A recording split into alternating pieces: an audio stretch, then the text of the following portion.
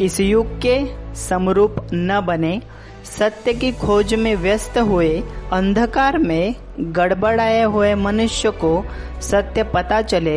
इसलिए जो स्वयं में सत्य है वह यीशु संसार में प्रकट हुआ। जीवन की पहेली बुझाने में व्यस्त हुए मनुष्यों ने तब तक ढेर सारे तत्वज्ञान बना दिए। क्या पहले के तत्वज्ञान परमेश्वर को पसंद है एवं परमेश्वर की योजना क्या होगी इस पर प्रभावित थी, किंतु अभी के एवं आने वाले तत्वज्ञान क्या मनुष्य को आनंदित करेगा एवं मनुष्य के अभिलाषाओं को क्या पूरक है इस पर आधारित होगा।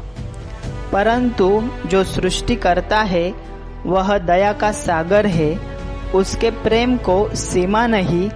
उसने स्वयं इस सत्य की खोज को दिशा दी। वह संसार को प्रकट हुआ और कहा, सत्य मैं हूँ, सत्य मैं ही हूँ।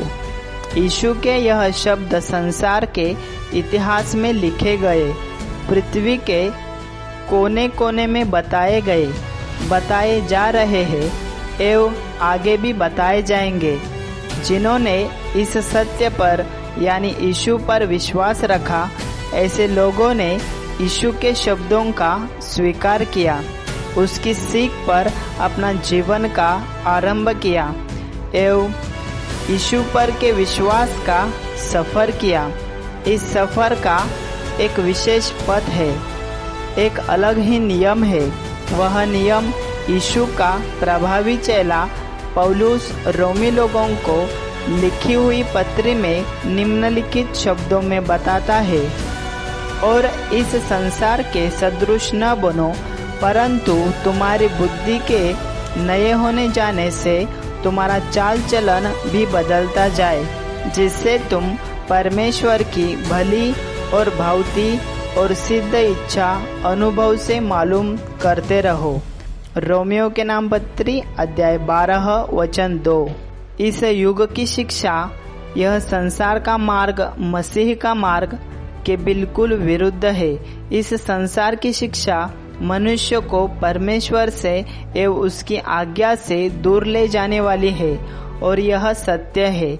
उससे दूर जाने का कितना भी प्रयास करो, फिर भी उसका अनुभव कदम कदम पर आए बिना नहीं रहेगा।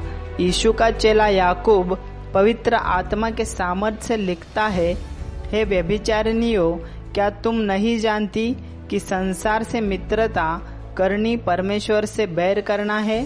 सो जो कोई संसार का मित्र होना चाहता है वह अपने आप को परमेश्वर का बैरी बनाता है।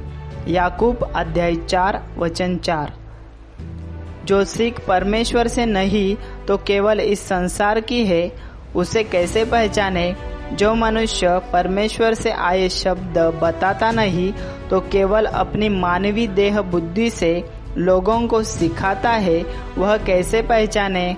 इस सवाल का पूरा जवाब प्राप्त करने के लिए हमें यीशु की सीख का ज्ञान होना जरूरी है, क्योंकि यीशु ने परमेश्वर से आए हुए शब्द मनुष्य तक पहुंचाए। इतना ही नहीं तो वह परमेश्वर का शब्द मार्गदर्शक है। यीशु ने उन्हें उत्तर दिया कि मेरा उपदेश मेरा नहीं परंतु मेरे भेजने वाले का है। यदि कोई उसकी इच्छा पर चलना चाहे तो वह इस उपदेश के विषय में जान जाएगा कि वह परमेश्वर की ओर से है या मैं अपनी ओर से कहता हूँ। जो अपनी ओर से कुछ कहता है वह अपनी बड़ाई चाहता है, परंतु जो अपने भेजने वाले की बड़ाई चाहता है वही सच्चा है और उसमें अधर्म नहीं। यूहन्ना अध्याय 7 वचन 16 से लेकर 18 तक। जो शिक्षा केवल इस संसार की है वह मानव की देह बुद्धि अनुसार है।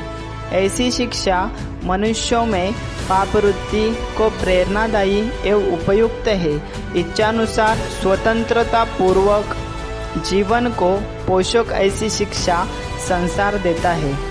बदले की भावना, द्वेष, उत्सुकता, मनुष्य हत्या, धनलोभी, स्वार्थ, क्रूरता, रंगीलापन, शराब का शौक, यह सब मनुष्य देह की उपज प्राप्त प्रवृत्ति है।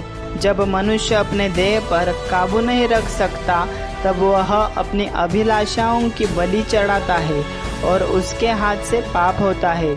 एक बार अगर संसार की शिक्षा का अनुसरण किया एवं इस युग से समरूप होते ही हमारी अभिलाषाएं बढ़ने लगती है एवं पाप हमसे होते जाते हैं और निरंतर पाप में रहने वाला मनुष्य पाप के बंधन में जकड़ जाता है। ऐसा मनुष्य एवं परमेश्वर इनमें दीवार खड़ी होती है। परिणामतः ऐसा मनुष्य एवं परमेश्वर इनके बीच का संवाद स्थगित होता है एवं परमेश्वर की उस मनुष्य के लिए उत्तम योजना, परिपूर्ण इच्छा जो है उसको वो नहीं समझ सकता।